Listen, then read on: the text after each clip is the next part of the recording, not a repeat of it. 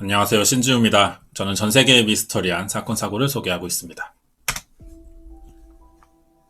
1975년 장소는 태국의 방콕이었습니다. 아직 해가 뜨기 전인 새벽이었어요. 어부들이 일찍 바다에 나왔거든요. 전날 던져놓은 그물을 회수하러 온 겁니다. 해가 뜰 때쯤 이 그물을 던진 장소에 도착했어요. 어부들이 이제 물고기 낚을 준비를 하는 거죠. 그런데 갑자기 앞에 가던 배가 멈추더니 어딘가를 가리키는 겁니다. 물에 뭔가가 떠다니고 있는 거예요. 자세히 알 수는 없었는데 확실히 물고기는 아닌 것 같았습니다. 이미 다들 어느 정도 짐작은 하고 있었거든요. 그래도 설마 하면서 가까이 가봤는데 역시 사람이었던 거죠. 꽃무늬 수영복을 입은 외국인 여성이었습니다.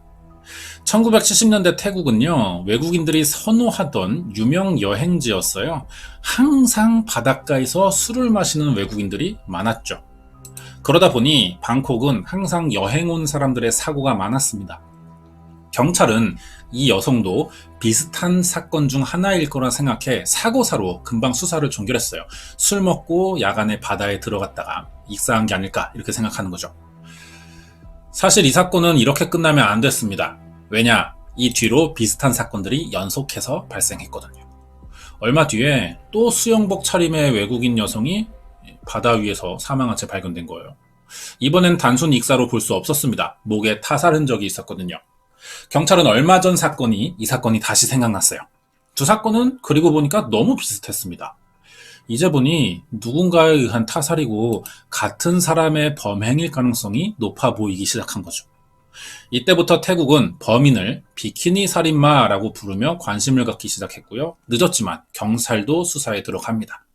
그러자 태국뿐 아니라 인도, 네팔에서도 비슷한 사건이 일어나고 있던 거예요. 대체 범인은 누구이며 왜 동남아를 돌면서 이런 일을 벌이고 있는 걸까요? 이번엔 1970년대 태국, 네팔, 인도의 여행객을 노렸던 비키니 살인마 사건을 알아보도록 하겠습니다. 자세한 내용이 궁금하시면 구독과 좋아요 부탁드립니다. 1976년 3월 태국 방콕의 네덜란드 외교부에서 일하던 헤르만 크니펜버그는 본국으로부터 어떤 조사 지시를 받게 됩니다. 같은 네덜란드 국적의 젊은 남녀를 알아봐 달라는 거예요. 이 사람들이 누구냐? 행크와 코넬리아였습니다. 결혼 기념으로 세계 여행을 하던 중이었대요. 유럽과 아시아를 1년간 여행하고 네덜란드에 돌아갈 계획이었는데 3개월째 돌아오고 있지 않고 소식도 끊겼다는 거죠. 이 사람들의 마지막 여행지가 태국이었던 겁니다. 그래서 가족이 네덜란드 외교부에 실종 신고를 했고요. 방콕에서 일하는 헤르만이 조사를 맡게 된 거였죠. 헤르만은 본능적으로 이 사건이 단순한 실종은 아니라고 생각했어요.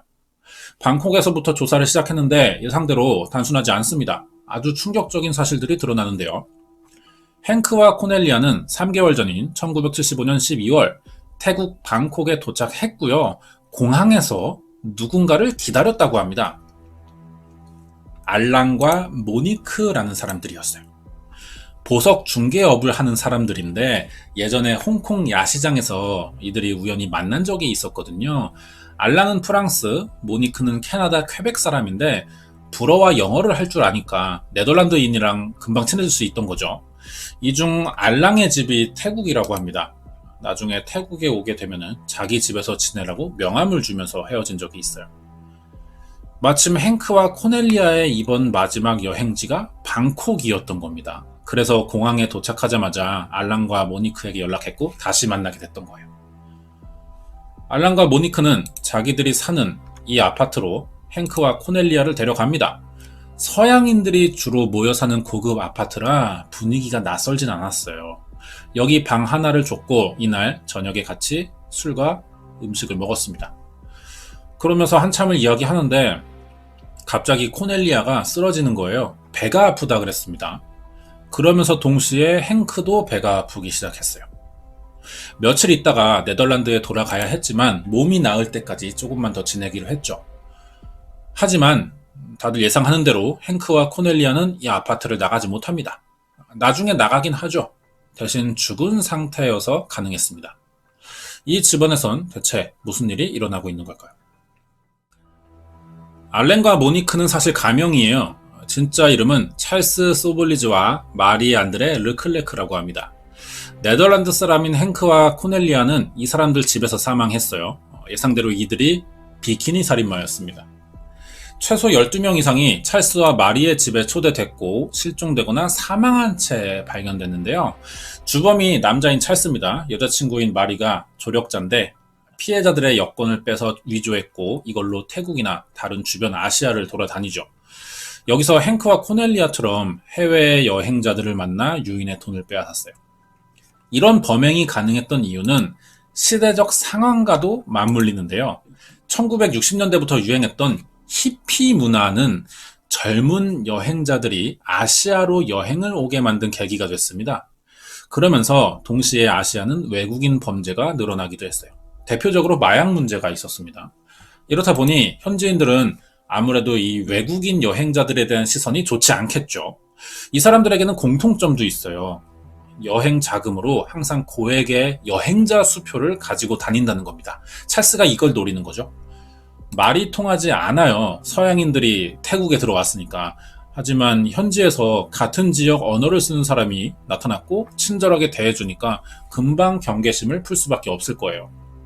이 당시 태국이나 인도네팔, 말레이시아 등의 동남아 국가는 치안도 좋지 못했고요. 통신이 발달한 때도 아니라서 주변에서 어떤 일이 일어나도 알려지기가 힘듭니다. 범인도 외국인이니까 신원이나 소재 파악이 어렵죠. 그래서 제대로 된 수사도 힘들고요. 이런 복합적인 점들로 찰스 소블리즈는 마음대로 국경을 넘으면서 여행자들의 돈과 생명을 빼앗고 다닐 수 있었던 거죠. 그러면 비키니 살인마라고 불리던 찰스 소블리즈에 대해 알아보고 싶은데요. 1944년 인도인 아빠와 베트남인 엄마 사이에서 태어난 혼혈입니다. 그런데 국적은 프랑스예요. 왜냐? 이 당시 엄마의 나라인 베트남이 프랑스령이었습니다. 자기 아빠가 인도 사람이라는 것 외에 아무것도 모른다 그래요. 태어나자마자 도망갔다고 합니다. 엄마가 베트남 사이공에서 혼자 찰스를 키웠는데 7살 때 프랑스 군인을 만나 결혼하면서 프랑스로 이사를 가 살게 돼요, 가족이. 새아버지 생겼고 동생들도 태어납니다. 그런데 사실 찰스는 베트남에서 엄마와 둘이 살 때가 더 나았다 그래요. 새아빠가 찰스를 정식 아들로 입양해주지 않는 거죠. 그래서 무국적자로 살았다고 합니다, 당분간. 엄마는 태어난 지 얼마 안 된 동생들을 키우다 보니 찰스를 신경 쓸 시간이 없었어요. 찰스는 자기가 유럽인들이 무시하는 아시아의 혼혈이다 보니 프랑스 시민으론 살기 어려울 거라 생각했고 거기에 부모 관심까지 받지 못하잖아요. 막 살게 되는 거죠.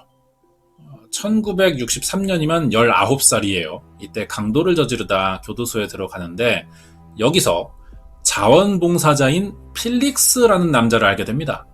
필릭스는 잘 사는 집안 사람이에요. 그리고 착하지만 찰스와 마주치다가 어느 순간 넘어갔어요. 이렇게 범죄자가 됩니다. 둘이 호흡이 꽤 잘 맞았다 그래요. 필릭스가 아는 인맥인 프랑스의 상류층과 찰스가 지내던 프랑스의 지하 범죄 세계, 이렇게 양쪽을 오가면서 사기를 벌였고 큰 돈을 벌었습니다. 그러다 1964년에 샨탈 컴파뇽이라는 프랑스 여성을 만나요. 샨탈의 집이 보수적입니다. 가족이 당연히 이 찰스 같은 사람과 만나는 걸 반대하지만 몰래 만났고 그러면서도 꾸준히 범죄를 계속 저질렀어요. 샨탈에게 청혼한 날도 찰스는 자동차를 훔치다 체포됩니다. 그런데도 샨탈은 결혼을 받아들여요. 찰스가 교도소에서 나온 다음 날 결혼식을 올립니다. 이미 여러 번 사기와 절도로 교도소에 들어갔던 사람이라 찰스는 프랑스 경찰에게 요주의 인물로 찍혀 있겠죠. 더 이상 여기선 살 수가 없어요. 그래서 임신한 아내를 데리고 인도로 갑니다.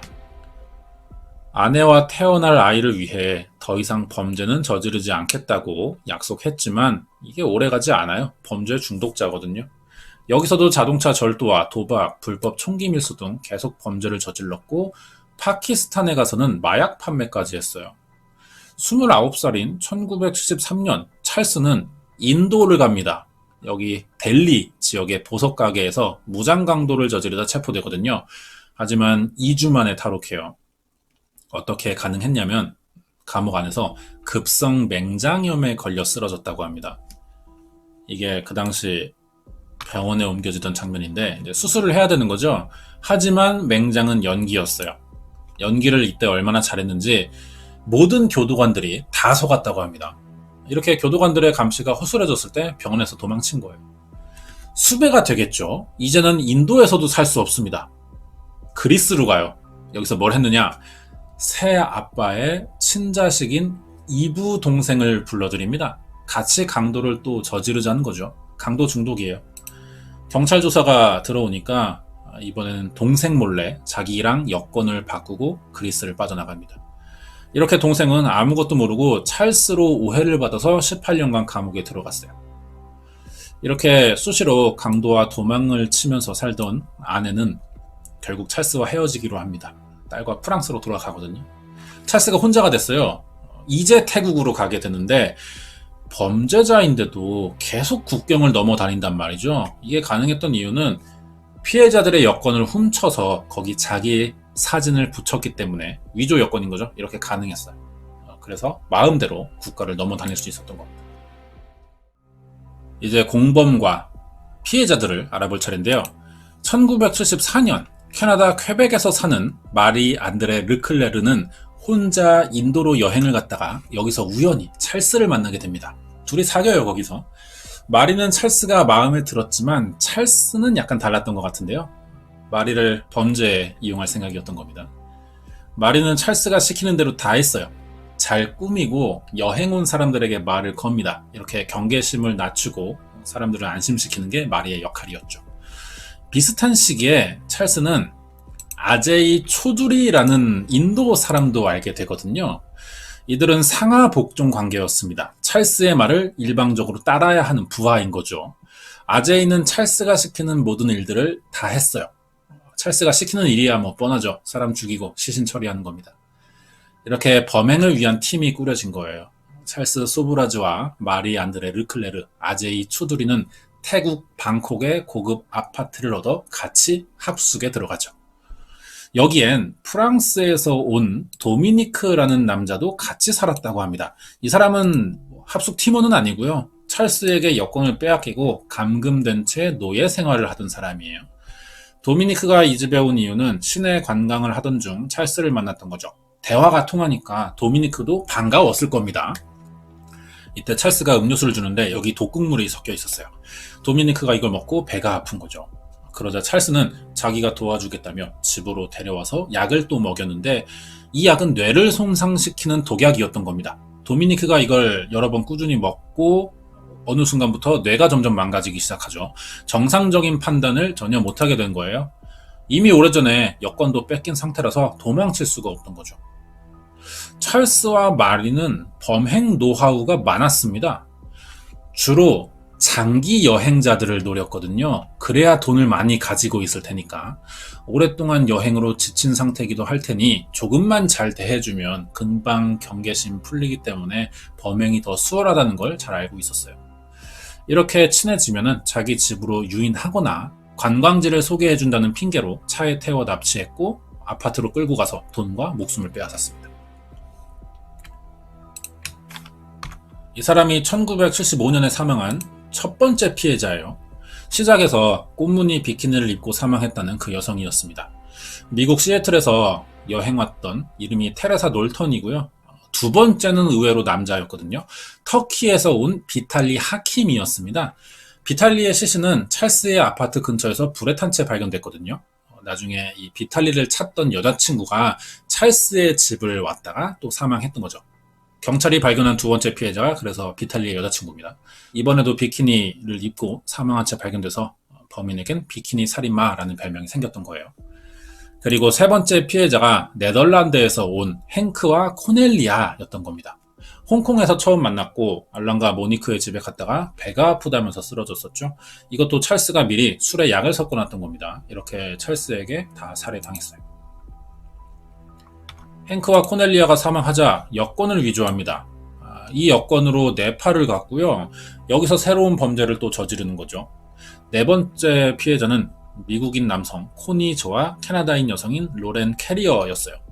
같은 방식이었고 이들의 여권을 또 위조해서 다시 태국에 돌아옵니다. 항상 이런 식이에요. 피해자의 여권을 뺏어서 다른 나라로 가고 거기서 새로운 피해자의 여권을 또 뺏어서 돌아오고 다른 지역을 옮기고 이런 식입니다. 항상. 찰스가 피해자들의 여권을 사용하는 이유는 두 가지가 있죠. 첫 번째는 자기 정체를 숨기는 거예요. 국경을 넘기 쉽게. 두 번째는 자기 이동 동선과 피해자의 사망 시점을 숨기기 위한 목적이었을 겁니다. 이게 찰스가 범죄를 저지르면서 돌아다닌 경로예요. 거의 나폴레옹과 비슷해 보이죠. 이런 방식으로 1975년부터 1년간 태국, 네팔, 인도, 유럽까지 다니면서 12명을 살해했고 돈과 여권을 빼앗았던 거죠. 네덜란드에서 태국으로 여행을 갔다 사라진 행크와 코넬리아를 찾던 외교부의 헤르만은 이들이 마지막으로 들렀던 찰스와 마리, 아제이의 아파트를 찾아냅니다. 여기서 이웃집의 증언과 노예 생활을 하던 도미니크의 증언으로 그동안의 사건들을 알게 됐어요. 이 사실을 태국 경찰과 외교부에도 알립니다. 하지만 이상하게 수사가 시작되지 않는 거예요. 국가 간의 분쟁이 일어날까봐 움직이지 못하는 겁니다. 그래도 헤르만은 포기하지 않고 집요하게 찰스의 범행을 입증할 증거들을 모았죠. 결국 한 달 만에 이들의 아파트를 수색할 수 있다는 허가가 나옵니다. 아파트 안을 들어가 보니까 피해자들의 문서와 여권, 독극물 주사기 등의 증거품들이 발견됐어요. 하지만 정작 범인 3명을 잡는 데는 실패하거든요. 이미 말레이시아로 도망친 상태였습니다. 말레이시아로 간 후 범인은 찰스와 마리 2명으로 축소됐어요. 아제이 어디 갔느냐? 행방을 알 수 없는 겁니다. 같이 간 사람이 사라진 건 아무래도 찰스의 성향으로 봤을 때 더 이상 필요 없다, 제거됐을 가능성이 높아 보이죠. 찰스와 마리는 다시 인도로 또 옮깁니다. 여기서 스미스와 메리라는 젊은 두 여성을 만나요. 이 사람들을 또 조직에 가담시키는 거죠. 새 조직이 만들어졌어요. 여기서 주로 마약을 만들었고 여행자들에게 팔거나 돈이 많아 보이면 마약을 과하게 투약시켜서 사망시키고 돈을 빼앗았습니다. 이렇게 나라를 옮겨가며 소규모 범죄 조직을 운영했지만 결국 1년 만에 붙잡히거든요. 욕심이 과했던 거예요. 1976년 7월이었습니다. 인도 뉴델리에서 새 피해자를 찾던 중 단체 관광 온 프랑스 대학원생들을 발견해요. 진짜 못된 놈인 게 대학원생은 건들지 말았어야 됩니다. 얼마나 고생하는데. 자기를 경험 많은 투어 가이드라고 소개하면서 접근했고요. 단체로 버스에 태운 뒤 인도의 유명한 영양제라면서 학생들에게 알약을 돌린 거예요. 학생들이 다 의심 없이 약을 먹고 의식을 잃었죠. 하지만 그 중에 약효가 잘 들지 않던 3명이 있었습니다. 뭔가 이상하다는 생각에 찰스를 힘으로 제압하고 경찰에 신고했죠. 이렇게 붙잡힌 거예요. 이날 마리 안드레와 새로 만난 바바라 스미스, 엘렌 에스더까지 다 체포됐죠. 재판을 기다리던 중에 현지에서 조직에 가담했던 바바라와 메리는 자신들의 죄를 모두 인정했고요. 수감 도중에는 목숨을 끊으려는 시도도 했어요. 하지만 찰스와 마리는 끝까지 무죄를 주장했습니다. 그럴 수밖에 없었는데, 왜냐하면 찰스가 이 수감 생활이 하나도 힘들지 않았거든요. 그동안 모은 돈이 많았나 봐요. 교도관들에게 뇌물을 주면서 편한 방에서 살았던 거죠. 안에서 먹고 싶은 음식 다 먹을 수 있었고 TV도 볼 수 있었다고 합니다. 변호사도 마음대로 고용하고 해고하면서 마치 자기 힘을 좀 과시하는 것처럼 행동했어요. 공범이자 여자친구였던 마리 안드레는 여성 전용 수감시설로 옮겨졌는데 대학생들에게 약을 나눠준 혐의가 유죄로 인정되면서 12년형을 받습니다. 하지만 수감 도중 자궁암에 걸려요. 이 치료를 이유로 7년 만에 가석방 되면서 고향인 캐나다로 추방됐죠. 암투병 하다가 1984년 4월에 38살의 나이로 집에서 사망합니다. 죽기 직전까지 찰스 생각을 많이 했다고 알려져 있어요. 그러면 주범인 이 사람 찰스 소블리즈는 어떻게 됐을까요? 인도, 네팔, 태국에서 저지른 것으로 확인된 범죄 피해자는 12명이었습니다. 확인되지 못한 피해자들도 더 있었을 거예요. 당연히 법정 최고형이 예상되는데, 하지만 1978년 첫 재판에서 여자친구처럼 12년형만 받고 끝납니다. 왜냐면 살인을 지시했다는 직접적인 증거가 없어서 죄를 인정할 수 없다는 거예요. 그런데 이거는 검거된 나라의 인도 재판이고 아직 태국이랑 네팔이 남아있죠. 여기서 사형이 나오면 됩니다. 찰스가 인도에서 12년형 살고 나오면은 바로 태국에 가서 재판을 받아야 돼요. 여기서 형이 또 나오면은 다 살고 이번엔 네팔을 가야 되는 거죠. 태국은 사형을 집행하는 나라입니다. 거기에 인도와는 다르게 네덜란드 외교부 직원인 헤르만이 있었죠. 그동안 조사를 통해서 입증 자료가 충분했어요. 찰스는 사형이 확정된 거나 마찬가지였습니다. 찰스도 이 상황 알죠. 그래서 이 사람이 갑자기 머리를 쓰기 시작해요. 태국이 사형제도는 있지만 살인죄에 공소시효가 있다는 걸 알아낸 거죠. 20년이거든요. 이걸 어떻게 이용하느냐?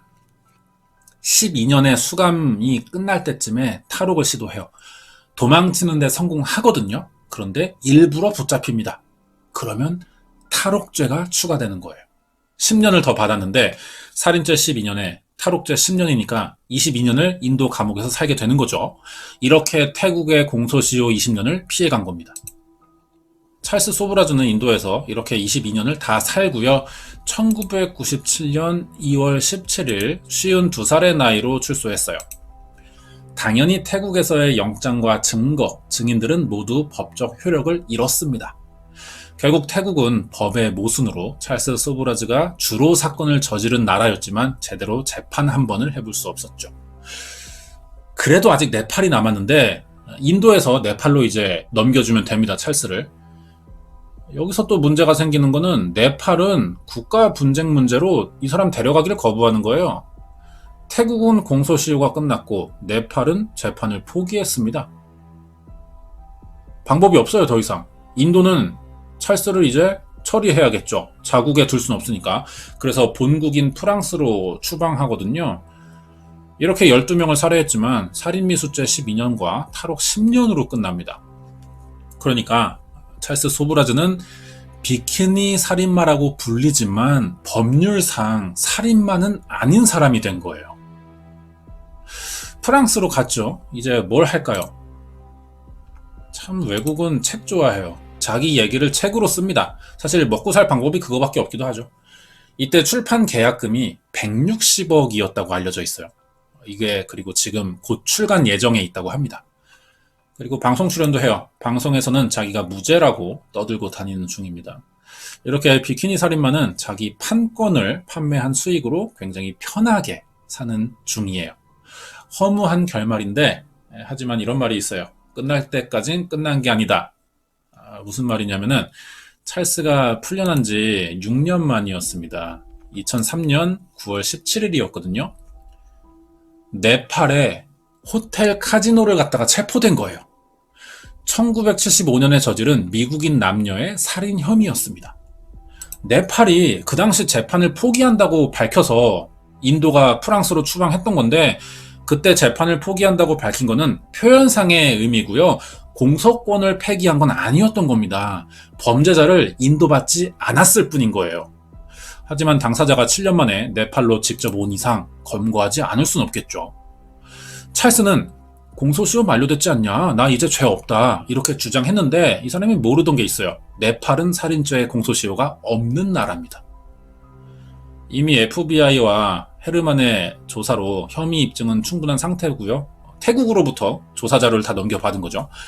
그리고 2004년 8월 20일에 열린 재판에서 2건의 1급 살인죄로 종신형을 받게 돼요.